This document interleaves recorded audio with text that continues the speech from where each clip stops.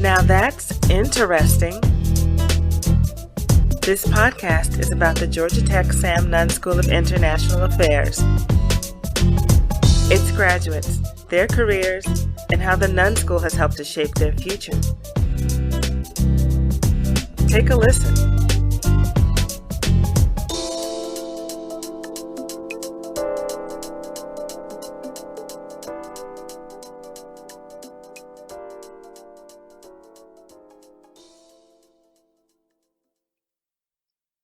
I'm Stephanie Jackson, and we're continuing our series on minors with this podcast, and more specifically about how adding a minor offered by the Sam Nunn School of International Affairs adds a global perspective to undergraduate degrees and helps to shape career paths. So today we would like to welcome our guest, Maggie Kellett. Maggie is an alum of the Scheller College of Business at Georgia Tech, and she received a Bachelor of Science in Business Administration. Maggie also graduated with a minor in International Affairs from the Sam Nunn School of International Affairs. So while at Georgia Tech, Maggie was an indirect purchasing intern for Rolls-Royce, a study abroad student assistant at Georgia Tech, as well as part of the President's Scholars Program, the Honors Program, and the International Plan. After graduating from Georgia Tech, Maggie worked as a senior marketing analyst at Arby's Restaurant Group, and now she works at CNN as a research analyst. So thank you for joining us today, Maggie. We are glad to have you here, and I appreciate you taking the time to share more about your career path. Yeah, of course. Thanks for having me. Certainly. I would like to begin with getting to you to tell us a bit more about your thought process as an undergraduate student. So you were studying business. So what led you to pursue a minor in international affairs? So actually, when I entered Georgia Tech, I originally entered as an engineering major. And so my freshman year, I knew I wanted to minor in something that was a non-engineering related field to sort of balance what I thought was going to be my degree and balance the classes I was taking. And I've always been interested in international affairs. I had done a study abroad in high school. I was very passionate about doing that again in college. And so I thought an INTA minor would add a nice perspective. It's kind of the perfect minor in that it goes with pretty much any degree. So even if I were to decide to change my major later, I knew an INTA minor would always be a good idea. And so my first semester, I took the Intro to International Relations class and ended up absolutely falling in love with it, and I'm pretty sure I did all the paperwork to declare my minor the following semester. Oh, great. That's great that you were able to get in the course, your first semester as well, and able to see how it influenced your choices in your courses. So tell us also, in your resume, it looks like you also worked with the Office of International Education. I did. I think that was starting my second semester at Georgia Tech. They had an opening for a student assistant. And like I said, study abroad was something that I had been very passionate about going into college. Mm-hmm. So I applied, ended up getting the job. And it was very cool because I got to see all of the behind the scenes work with study abroad. And I got to work with the grade advisors there and help them plan things and do paperwork and even communicate with other universities sometimes. And then I also, as part of that, got to help a little bit on the international student end with working the front desk and stuff. So I got to interact some with our international students at Georgia Tech. Okay, so as being able to see the backside of how international education works, did that help to influence your decision to study abroad at all? Absolutely. I knew I wanted to do it going in, but just being around those programs and being with advisors who were so encouraging and so helpful about helping me find what program I wanted and what was going to be right for me, and kind of getting to know a lot of the ins and outs of the different programs really helped my decision. And it also allowed me to help other students who are interested in studying abroad, not only with helping with events, but also just like my friends. Like I'm pretty sure I did the paperwork for like two of my closest friends. They were doing their study abroad. Right. And where did you go for study abroad? I went to GTL in Metz, France. Right. So I did a spring semester at GT Lorraine. And how was that experience? It was great. It was very daunting. I had taken, I think, 2 semesters of French before I went over there, and then was taking another French class while I was there, but I did not speak fluent French by any means. So it was daunting to really be kind of on my own to a certain extent in another country, because with Georgia Tech Lorraine, while all of my classes were in English and all of the professors were Georgia Tech professors or guest professors, I still had so much free time, and I had control over my own travel schedule, which was great, but also I definitely had to learn a lot of new skills in order to be able to plan my travel accordingly and make sure I was back to class on time. Right. So you spent the spring semester there, and I imagine you were able to travel throughout Europe, not just within France. Mm-hmm. Right. Yeah, I think I did London. I did like a week in Italy. Went to Zurich. I visited some family friends in Geneva. So I got to get a little taste of everything. So also while you were a student, I understand you did the international plan? I ended up not being able to complete the international plan because I did change majors, so it threw off some of my careful planning at the beginning. So I wasn't able to do a second study abroad, but I did all of the coursework for it, including language requirements. It's a very cool program, I think, and it was something that kind of attracted me to Georgia Tech in the first place. Because I think if you go in knowing that you want an international focus or you want a global experience, even if it can be a tough program to complete, I think it's so good to try, because the course requirements make you learn new things, that they make you take courses that you didn't plan on taking. I did not plan to study a second language in college, and I ended up doing it, and I'm so glad I did. So I think it's a good experience, and I would encourage anybody who's interested in an international affairs minor to also look at the international plan, because there is a lot of overlap coursework.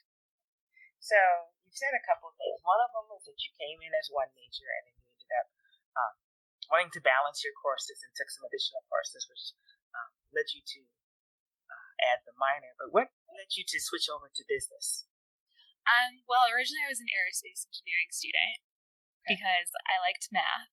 And then I realized after a couple of years that I liked math, but maybe just not quite that much.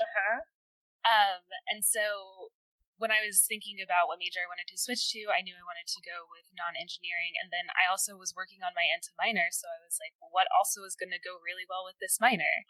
And business seemed like a great choice. It was very broad.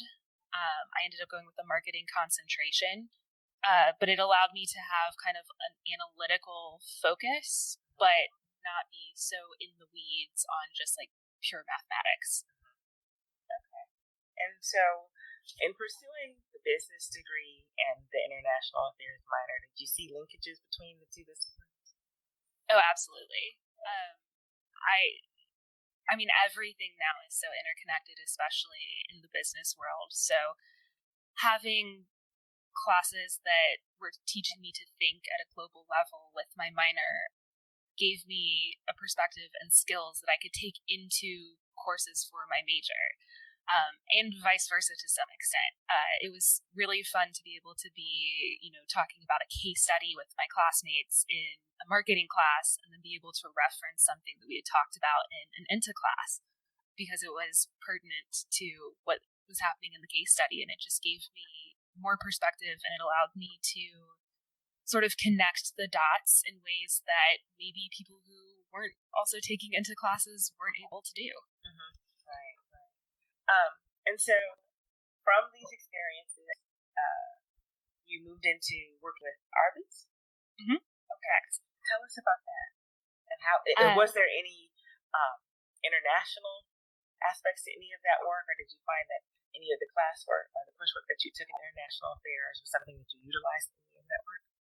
Yeah, so there wasn't really a direct international component with my work at Arby's, but a lot of the skills that I picked up in my international affairs classes transfer, because so much of those classes are you're reading material or you're writing a paper or you're coming up with a presentation where you have to convince people of your idea. You're pitching an idea or a concept or saying, this is what I think will happen, or this is why I think X, Y, or Z happened. And then you have to be able to support your argument with data, basically, and points and history and the reading.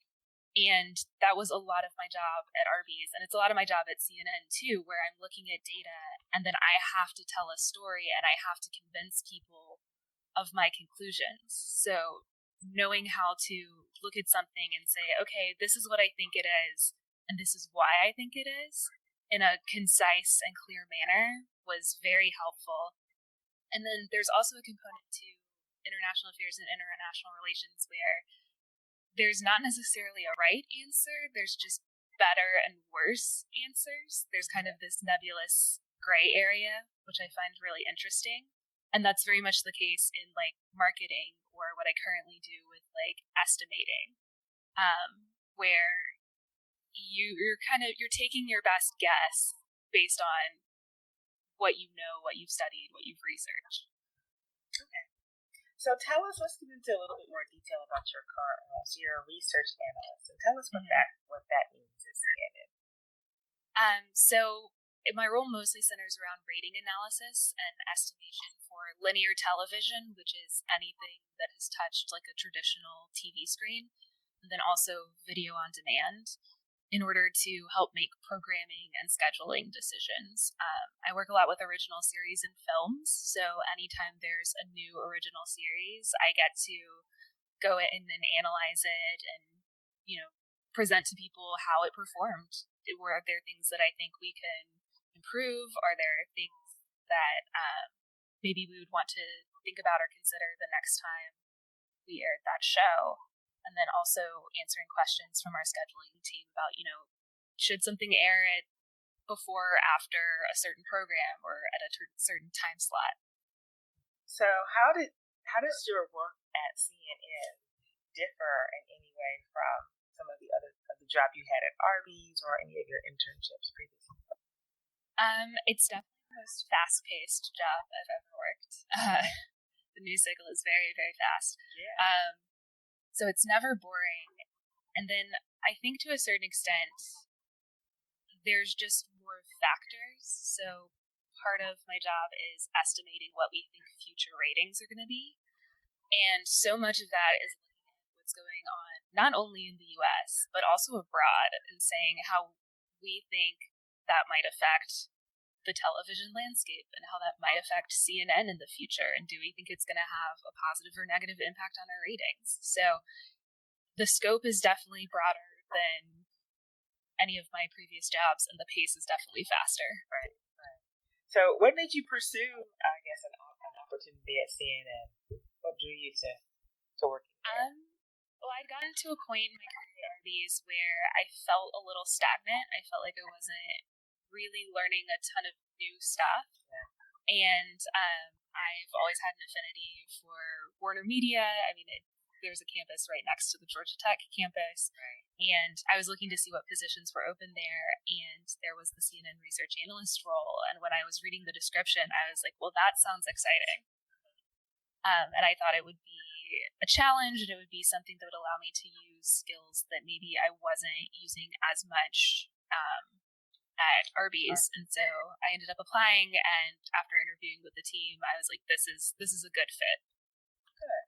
So in reflecting on the international experiences that you have had, studying abroad and working in the Office of International Education, or having the international minor and completing parts of the international plan, how do you think having all of their international perspectives have affected your career path? I think that, one, they've given me the ability to look at things from a lot of different angles, and potentially angles outside of my own experience. I think they've also allowed me to just connect with people better. whether or not that's someone I'm meeting in or outside of work, I think having just more experiences, broader experiences, more global experiences really does help you connect with people better. And I think it's given me a lot of skills, especially like softer skills that I think are sometimes difficult to develop if you're not consciously making an effort of it. So having gotten those through my experiences working in the Office of International Education and minoring in international affairs and studying abroad, all of those I think taught me skills that I would have been difficult to learn in other ways. So thinking back, if you were to address some students who might be thinking about studying abroad, what advice would you give them? Research everything, and really think about the type of experience you're working or you're looking for. There's so many different types of programs that have different degrees of freedom and sort of do it yourself as far as your planning goes, that can offer a deep dive into one location or can offer you a chance to see multiple different places. And then also to just don't let fear hold you back from doing it, because it can be really daunting, especially if you're doing something like an exchange program where it's maybe just you and you're going over to an entirely different university. That it's going to be hard sometimes, and sometimes you will get homesick, especially if you're gone for a full semester or a full year, but it's so worth it and you learn so much, and it's such a good challenge to put yourself through. Right. Similarly, for students who are thinking of pursuing a minor in international affairs or just in a subject that's different from their major, what advice would you give to them? Number one, do it. I think it's so valuable, especially just whether it's international affairs or something that's just different from your major. Exploring something different from your major, it can help. I think it helps you do better in your major classes because you don't feel burnt out or bogged down. It gives you a break. It gives you a different way of thinking, a different perspective. You get to interact with different types of students. And then also just especially your freshman and sophomore year, when you're working on filling up your electives and your free electives, just take stuff that sounds interesting. If you see a course title or a course name, just even if you're not sure that that is going to be your future minor, just take the course, because you never know. You might just fall in love with it. It's so interesting. I think since you graduated, you mentioned that you started as an aerospace engineering student. International Affairs now offers courses in space policy that have drawn interest from aerospace engineers and other students who are interested in the military and other things like that. Mm-hmm. So I think that the notion that international affairs is broad is very important. That there's ways to incorporate other disciplines into your interest within international affairs. Absolutely, and that's so cool. I wish that class had been there when I was at Tech. Yeah, the Nunn School has been determined to try to outreach to a lot of the other disciplines and majors on campus to help them, provide them a way to develop some of their global competency and their degree programs. And so that's just one example I thought of when you mentioned aerospace as your initial major. Yeah, I did find in my international affairs classes, I had classes with a wider variety of other majors. I felt like it was the most cross-college experience and collaboration I think I got. Okay, that's good to know. Okay. Well, thank you for your time today, Meg. Yeah, of course. It's been a great pleasure to speak with you and to hear about your journey and how international affairs and your international experiences have shaped your skills and your career path. And I want to wish you the best in your future and look forward to what else you might do next. Thank you. This podcast is produced by the Sam Nunn School of International Affairs at Georgia Tech, developing policymakers for the 21st century. Music is Afternoon Nap by Ghost Rifter Official, used under a Creative Commons Attribution, Share Alike 3.0, unported license.